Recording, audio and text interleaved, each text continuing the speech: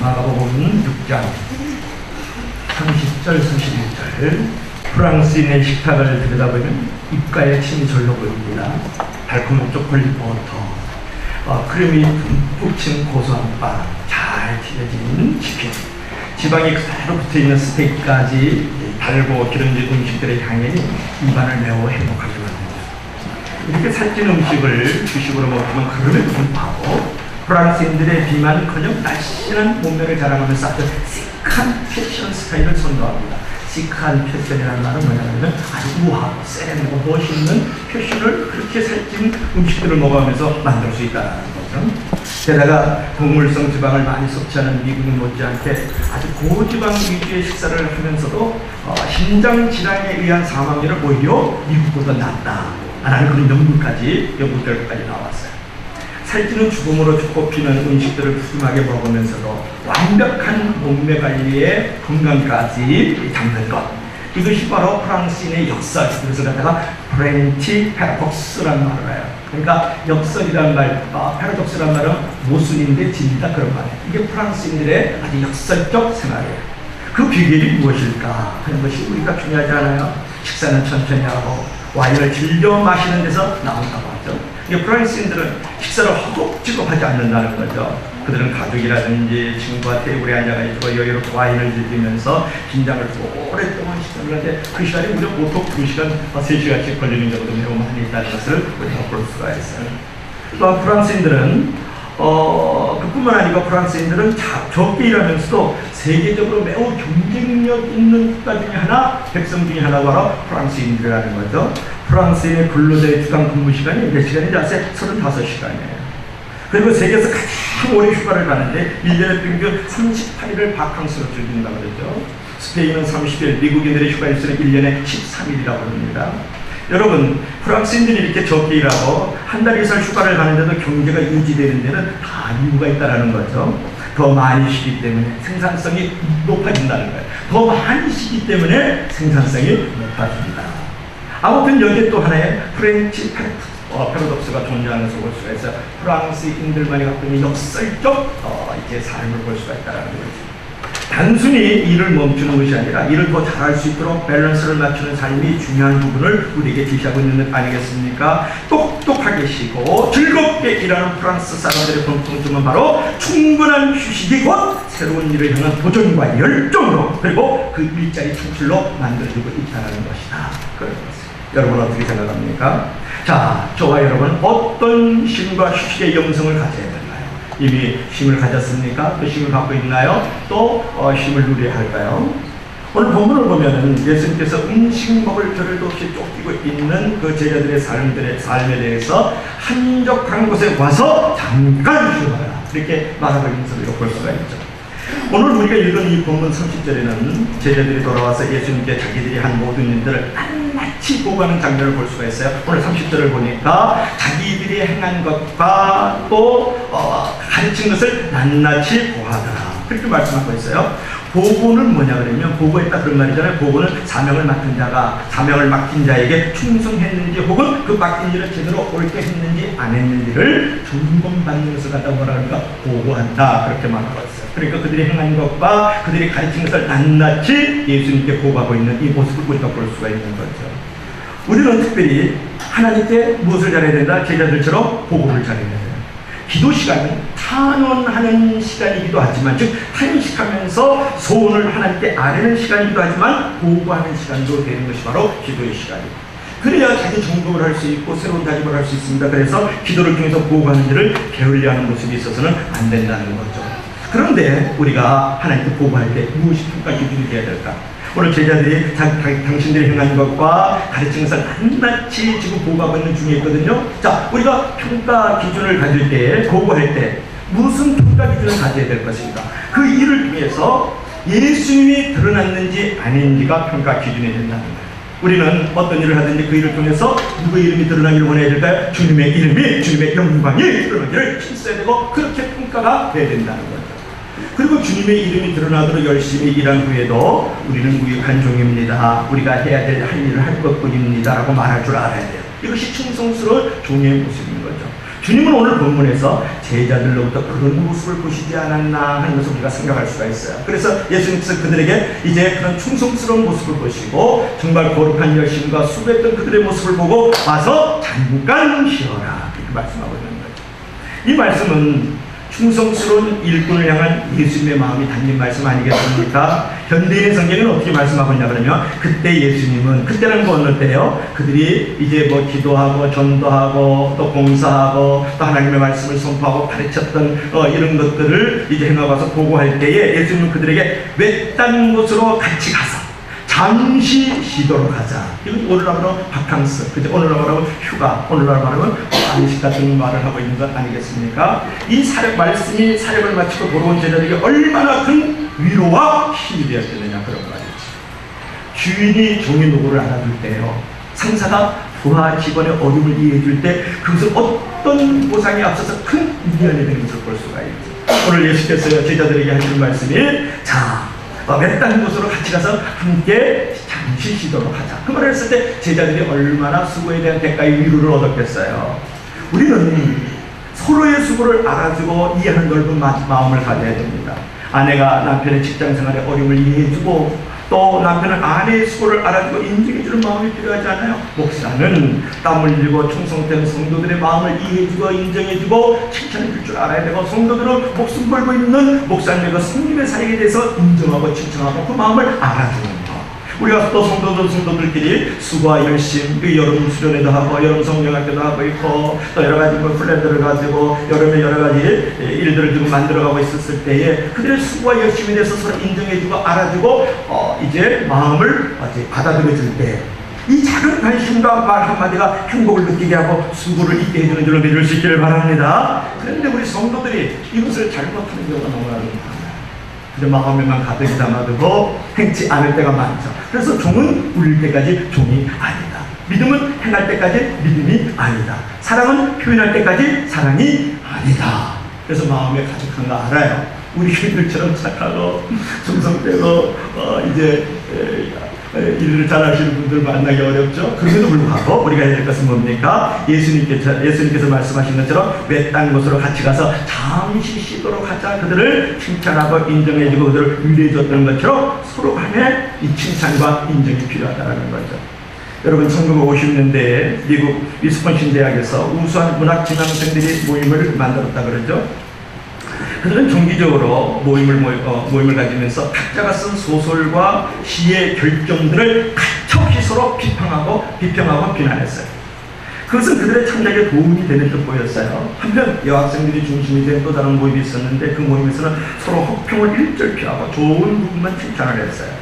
10년 후에 그 여학생들 대부분이 훌륭한 작가가 되었습니다. 그러나 그토록 유망하던 위스콘신 대학의 문학 지망생들 중에는 단 한 명의 뛰어난 작가도 나오지 않았다. 사람은요, 보통 95%의 좋은 점과 5%의 좋지 않은 점을 갖고가 있어요.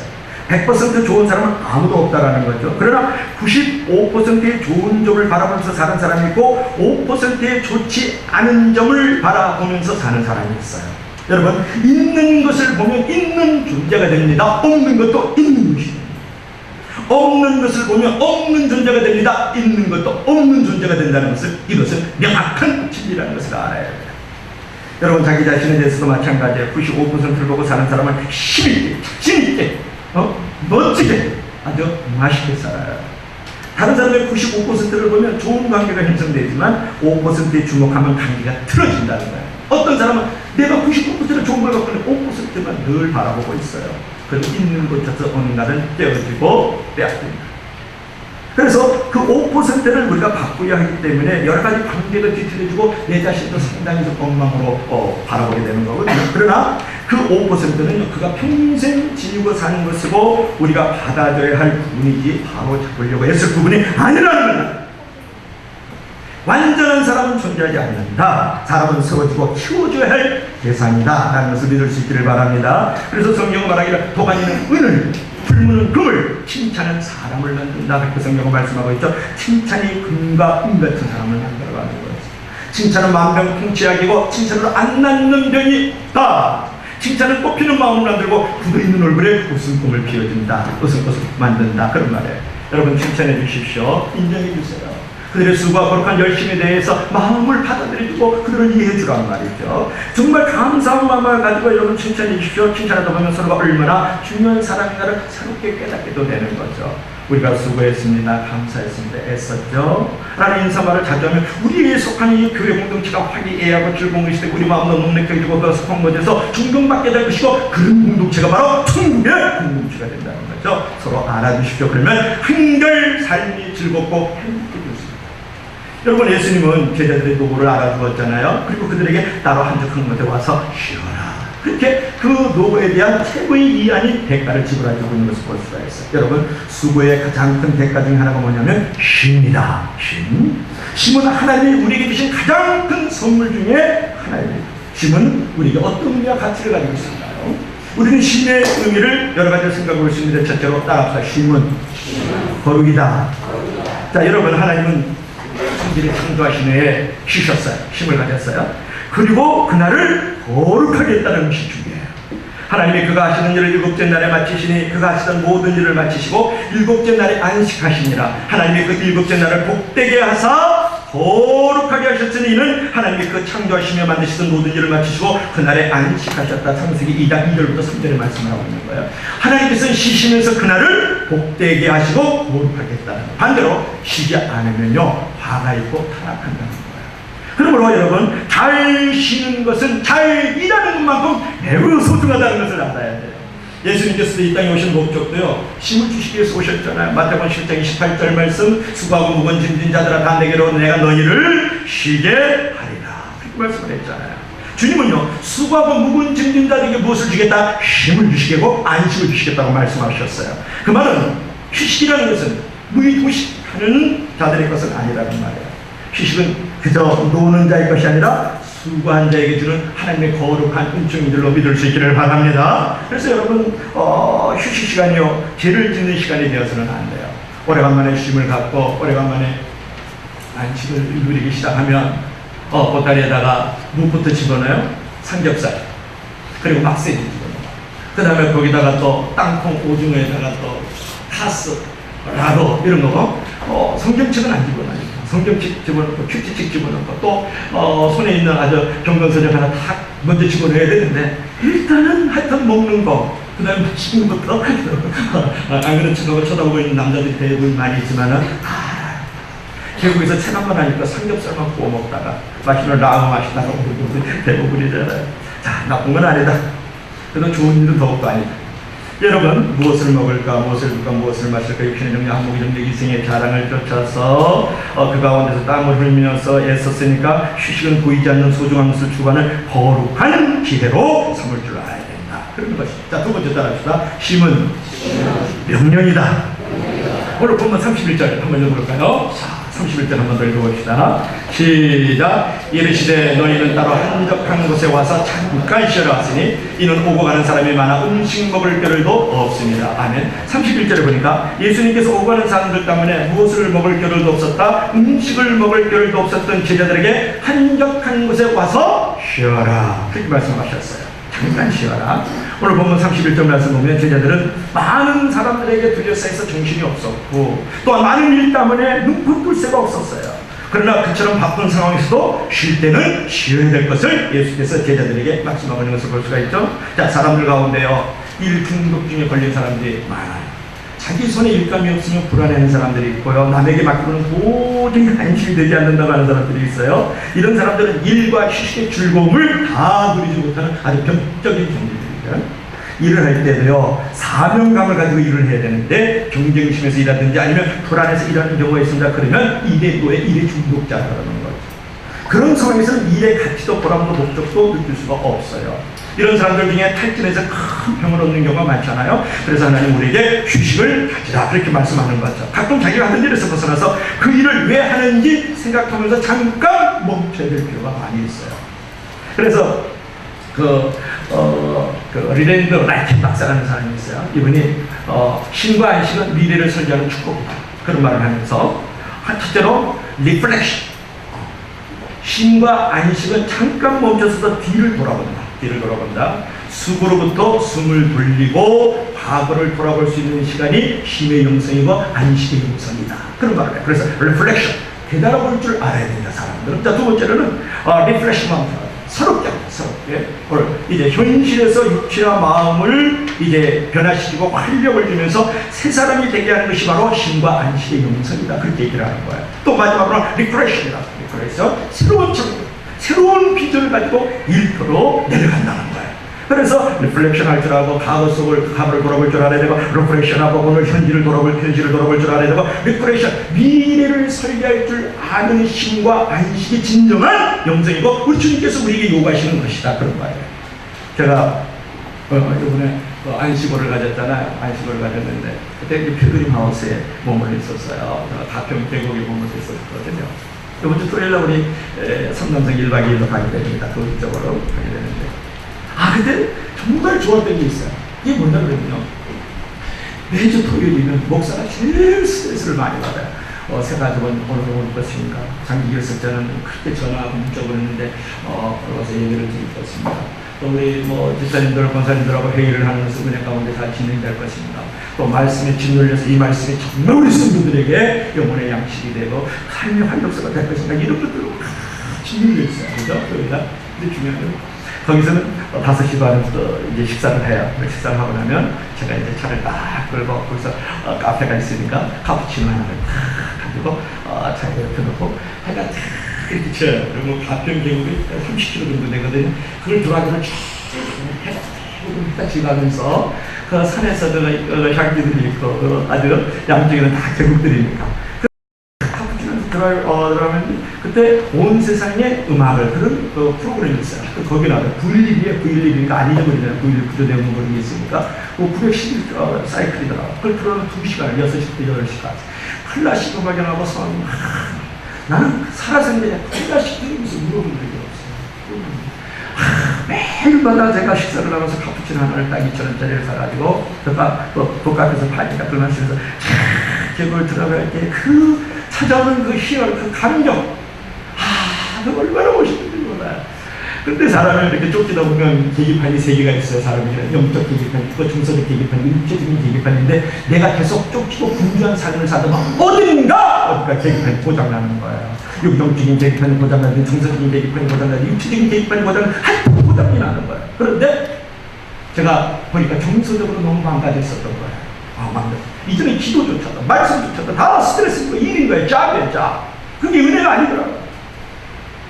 그래서 음악을 들으면서 돌아시면서 그렇게 눈물을 흘리고 무엇보다 더 좋았던 건 뭐냐면 토요일 날이야. 토요일 날이면 되게 스트레스, 그리고 묶임. 내가 왜 이렇게 책상에 오래도록 하루 종일 앉아서 그 이유를 잘 몰랐었는데, 토요일 날 설교 준비를 하니까 세상에 아주 그냥 그 소털 같아요. 깃털 같아요. 얼마나 쉽고 가벼운지요. 그렇게 자유로워, 그렇게 편안한, 그런 기쁨, 그런 감사함을 누려본 적이 없어요. 여러분들은 많이 누렸을 줄 믿습니다. 할렐루야. 저는 하여튼 주일날 가서 토요일날 어감의 그릇을 먹고 있단 말이에요. 그리고 주일날 설교를 하면서 딱 가방에다 들고 교회로 올 때는 얼마나 또 힘든지 몰라요. 이게 어떻게 영적으로 싸움을 하지? 그런 생각을 가지면서 여러분들은 나를 계속 평가하고 채팅하고 여러분 분석하고 여러분 설교가 좋았다 나빴다 그래서 회의 때 어떤 쪽으로 목사님 이렇게 저렇게 또 이끌었다 이런 생각들을 계속 스트레스를 주고 있는 거거든요. 그런데 가방을 하나 툭 내고 요만한 성경책 하나 딱 들고 아주 낯선 교회에서 아주 자연스럽게 공부 만 원을 다 집어넣고 돈가를 집어넣고 편안하게 앉아서 해중 가운데 머물러 있는 그 감정, 그 기쁨, 그 느낌, 그 감정. 옛날에요. 돌아가고 싶다. 다시 가고 싶다. 그게 정말 요즘은 마음이 답답하면 거기를 가평 계곡에 풀그림 하우스를 생각하면 마음이 엄청 미간에 차더라고 기쁨이 다가와요. 한 번 나가본 것이 얼마나 소중한지요. 그런 시들이 있었어요. 토요일날 주일날 얼마나 스트레스를 많이 받고 있는가. 여러분, 그래서 우리가 이제 억압을 당한다든지 늘 쫓기는 삶이 있었을 때 가장 우리에게 잘못되고 오류와 실수를 가지고 있는 것 중에 하나는 뭐냐 그러면 시야가 좁아진다. 이게 매우 무서운 거예요. 폭넓은 예와 분별력을 가질 수 없다는 거예요. 여러분, 차가 속도를 내면요 시야가 좁아집니다. 어두운 길에 차를 몰면요 시야가 좁아집니다. 그래서 사고가 나는 거거든요. 그래서 우리에게 필요한 것은 뭐냐 그러면 여러분들이 쉼과 안식을 시야를 넓게 해주는 거예요. 모든 위험에서 건져주고 탈선의 자리에서 삶의 자리로 올바로 만들어주는 줄을 믿을 수 있기를 바랍니다. 여러분, 오늘날 우리 주변에는 쉬지 않고 이러다가 피로가 누적돼서 병이 걸려 결국 생명을 잃는 사람이 있는데, 이런 사람은 다 가로사였다 그래. 가로사. 여러분, 가로사는 예고나 명백한 의학적 증거가 없기 때문에 더욱 위험한 것이에요. 특히 가로사는 남자에게 많아서 최근 10년 동안 15만 명의 30대, 40대의 가부가 생겨났다는 거 아니에요. 가로사는 죽었기 때문에. 요새는 여러분, 강경화로 사망하는 사람이 많은데, 강경화는 한마디로 간의 가로사라고 말할 수 있어요. 사실상 간은 10%만 기능이 유지돼도 별 증상 없이 잘 지낼 수 있거든요. 그런 상황에서 간의 증상이 나타나는 것은 간이 돌이킬 수 없는 상태에 이르렀음을 보여주는 것이고, 자신의 몸을 혹사시켰다는 증거이기도 합니다. 이렇듯 과로사라는 것은 생명을 앗아가고, 그것 때문에 가족이 얼마나 고통스럽겠느냐 그런 말이죠. 여러분, 사실 가로사의 해결법은 너무 간단해요. 쉬면 되는 거예요. 잘 먹고 그냥 쉬면 되는 거예요. 멈추지 않는 자동차 브레이크가 고장난 자동차는 사고를 낼 수밖에 없잖아요. 가로사를 막으려고 하면 멈출 줄 알아야 되고 쉴 줄 알아야 돼요. 무리한 강행군이 결과는 치명적이다. 속도만 내면 반드시 탈선합니다. 그러므로 너무 많은 일이 있으면 무리한 목표라든지 비합리적인 목표를 합리적인 목표로 전환하는 그런 기회와 믿음이 있어야 되지 않겠습니까? 여러분, 직장에서도 승진을 포기하는 것이 죽는 것보다 100배 낫잖아요. 10,000배 낫잖아요. 사실 자신의 건강을 다스릴 수 없는 자에게요, 무슨 큰 일을 맡기겠어요. 엄밀하게 말해서 가로사는 자기 관리에 실패한 것을 만천하에 공개하는 것이거든요. 우리는 쉴 줄 알아야 돼요. 쉬면 피곤한 육신이나 정신이 새 힘을 얻게 되어서 일의 능률이 올라갑니다. 그러므로 쉼은 다음 일을 잘하기 위한 준비다 라고 우리가 말할 수 있어야 되겠죠. 어리석은 사람은 쉬는 시간을 허비하는 시간인 줄 알아요. 이는 매우 미련한 사고이잖아요. 여러분, 바쁜 사람이 성공했다고 생각해요. 아빠 바빠 나빠 유명한 말 아니에요. 여러분, 바쁜 사람은 반드시 바쁜 사람이 되고 반드시 탈선하는 사람이 되고 반드시 실패할 확률이 가능성이 많아요. 그래서 우리는 좀 더 나은 내일을 위해서 잠깐 쉬어라고 말씀하신 주님의 명령에 귀를 기울여야 될 줄로 믿을 수 있기를 바랍니다. 자, 마지막 따라합시다. 쉼은 일꾼 된다. 사도 요한의 그 제자였으면서 서바나 교회 감독이었던 폴리캅의 일하죠. 그 다봇의 한 마리와 놀고 있던 이 폴리캅을 보고 지나가던 사람이, 아이고 성결하는 분이 어떻게 새와 놀면서 저렇게 시간을 보내고 있습니까? 참 안 됐습니다. 이렇게 말을 하면서 물었어요. 그래서 폴리캅은 빙그레 웃으면서, 활도 쓰지 않을 때는 줄을 풀어놓아야지 언제나 줄을 메어두면 못 쓰게 됩니다. 이렇게 대답을 했다는 거예요. 여러분, 만물이 그러하듯 적절한 쉼이 필요합니다. 그러나 쉼이라고 했어요. 다 같은 건 아니죠. 휴식이 주는 편안함만을 위한 쉼이 있는가 하면 다시 일하기 위한 쉼도 있다. 예수님은 후자의 쉼을 말하는 거예요. 쉼을 통해서 더 하나님의 일을 하기 위한 쉼을 가져라 이렇게 말씀하는 거예요. 그분의 쉼은 더 열심히 하나님을 섬기기 위한 쉼이었죠. 여러분의 쉼은 어떻습니까? 일과 쉼이 이루는 아름다운 하움이 여러분의 삶 속에 불울려나기를 주의 이름으로 간절히 축원합니다. 여러분, 앞보이는 쉼표가 있지만 인생에 앞보이는 쉼표가 없기 때문에 우리가 쉼표를 찍어가면서 우리가 삶을 살아야 된다는 매우 중요한 부분이 있어요. 그러나 여러분, 쉼을 쉴 때에 잘못된 쉼을 한번 생각해 볼 필요가 있어요. 뭐냐면 사무엘하 3장 2절부터 5절 보면 누가 나오냐면 나이방이요. 나라가 전쟁 중인데 궁궐에 나와서 오후 시간까지 낮잠을 자다가 깨어서 몽롱한 정신 속에서 범죄를 시작하잖아요. 이상한 것이 보이고 그 일을 통해서 가늠하게 되고 그 일을 통해서 범인의 형상이 나서 살인죄까지 거쳐들렸잖아요. 그래서 일생에 씻을 수 없는 오점을 남기는 것이 바로 나이스예요. 나이당. 이는 뭐냐면 쉬지 않아야 될 때 쉼으로써 일어난 사건. 너무 일이 없고 너무 시간이 많은 사람은 반드시 인생의 오점을 만듭니다. 나이방식. 혹시 그런 분 없나요? 그래서 쉬지 않을 때 쉼을 가지면 안 된다. 근데 마태복음 26장 36절 46절은 반대 현상이 나와요. 기도할 때요, 몸이 피곤해. 누가? 제자들이.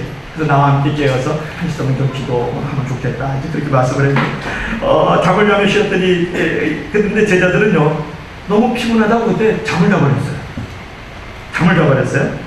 예수님께서 순환을 당하실 때 결국은 그 피곤하다 그래서 잠을 잤기 때문에, 그 안식을 잠을 잤기 때문에 그 연약하고 나약한 모습들이 어떤 식으로 나타났습니까? 영적 패배자로 나타났는데 예수님을 부인하고 예수님을 버리고 다 도망가버렸잖아요. 이 말씀은 쉴 때 무엇을 우리가 해야 할지를 너무나도 잘 알려주는 거예요. 쉬는 것은 그냥 노는 것이 아닙니다. 영적인 것과 좋은 것을 충전하는 것을 말하는 거예요. 여러분 일할 때는요, 때가 부서지도록 일을 할 줄 알아야 되고, 기도할 때는 몸이 무너져도 기도할 줄 알아야 되거든요. 그러나 쉴 때는 모든 일을 멈추고 쉬면서 영적 힘을 축적할 줄 알아야 되겠죠. 쉴 때 쉬고 일할 때 일하는 것이 우리의 삶을 윤택하고 풍요롭게 만들어가는 거거든요. 우리에게는 쉼이 절대 필요합니다. 쉴의 내일을 위한 힘이 되고 안식이 되어야 됩니다. 쉬는 것이 오히려 해가 됐어요. 내일 일을 방해가 되는 것은 잘못된 심이잖아요. 쉰다고 해서 무질서하게 행동하고 건강에 해가 될 만큼 무리한 행위를 해서는 안 된다. 특히 우리 그리스도인들은요, 쉬면서도 언제나 기도하는 것과 성경 읽는 것을 게을리해서는 안 돼요. 늘 영적으로 깨어서 신앙에 손상이 가지 않도록 해야 되거든요. 여러분 쉰다 그러면 먼저 술부터 찾고 먹는 것부터 찾고 그러면 안 되잖아요. 좋은 신앙의 서적을 한 권을 들고 또 큐티책을 들고 성경책을 들고 이런 부분들이 우선순위가 먼저 돼야 된다는 거예요. 여러분 엿새 동안 천지를 창조하시고 일곱째 날에 이 일을 마치시고 하나님께서 쉬셨다 그랬어요. 그렇죠? 그렇게 말씀했죠. 유스대 유사님. 엿새 동안 천지를 창조하시고 일곱째 날에 일을 마치시고 쉬셨다. 그래서 이거 쉬셨다라는 표현은 뭐냐 히브리어로 바이나파시, 바이나파스 히브리어로. 그래서 네페시라는 말, 즉 성령이라는 말과 바인 임하셨다는 말이 합성어예요. 그러니까 하나님께서 쉬셨다라는 말은 뭐냐 그러면은 하나님께서도 모든 일을 마치시고 그래서는 성령님과의 만남, 성령님의 임재, 성령의 기름 부심 가운데 머물러 있었다. 여러분 쉰다 그래서 그냥 먹고 마시고 잠 많이 자는 게 쉬는 게 아닙니다. 하나님께서도 모든 천지를 창조하시고 일곱째 날은 일을 마치시고 쉬셨는데 성령의 임재 안에 있었다라는 거예요. 성령의 기름 부심 가운데 있었고 성령님과 동행하면서 있었다라는 거예요. 하나님께서도. 그럼 여러분 어떻게 해야 되겠어요? 여러분들이 쉼과 진정한 안식의 영성은 무엇을 가져야 됩니까? 기도하면서 말씀을 읽으면서 더불어 성령의 깊은 임재 가운데 머물러 있어야 돼요. 아무리 몸이 쉬고요, 아무리 내 마음에 안정을 누리고 있다 할지라도 영혼이 쉼이 없으면 다 재미없어요. 거칠해, 답답해. 왠지 아주 뭐가 이렇게 막히고, 그죠? 왠지 힘이 없고 좀 그렇잖아요. 영혼이 살아야 돼. 육체가 좀 피곤하고 마음이 좀 힘들어도 영혼이 살면, 영적으로 살아나면, 믿음이 살아나면, 말씀이 살아나면, 성령이 충만하면, 기도가 있으면, 믿음이 있으면 살만해. 근데 뭐 돈도 좀 있고 말이죠. 또 몸도 좀 건강하고 말이죠. 또 마음에도 뭐 좀 특별한 일이 없다 할지라도 영혼이 죽으면 다 죽는. 그래서 여러분 기도하는 것과 성경 읽는 것을 게을리해서는 안 되고, 그러면서도 성령의 깊은 임재 가운데에서 영적으로 깨어서 신앙의 손상이 안 가도록 하는 쉼과 안식의 영성을 갖고 주님으로 가기를 축원합니다. 여러분 인생은요 하루살이 인생이 아니라 장거리 경주예요. 자기를 보완하고 보충할 기회를 가지지 못하면 장거리 경주와 같은 인생에서 패배하기가 쉽죠. 그러므로 쉴 줄 아는 사람이 지혜로운 사람이에요. 쉬면서 내일을 준비하고 힘을 재충전해야 됩니다. 그러므로 쉼은 다음 일을 잘하기 위한 준비의 과정입니다. 그래서 우리가 이제 과거를 돌아볼 줄도 알고 현재를 돌아볼 줄도 알고 미래를 축복되게 설계를 할 줄 아는 그런 쉼과 안식의 영성을 가져야 된다는 거죠. 그래서 오늘 한 가지 얘기를 하고 오늘 설교를 마치려고 합니다. 스티브 도나우의 사막을 건너는 6가지 방법이라는 책이 있어요. 사하라 사막에서 꼭 오아시스에 멈춰야 될 이유 3가지. 첫째, 쉬면서 기력을 회복합니다. 둘째, 여정을 돌아보고 정정해야 될 것은 정정한다. 셋째, 같은 여행길에서 오른 다른 사람들을 만날 수 있다.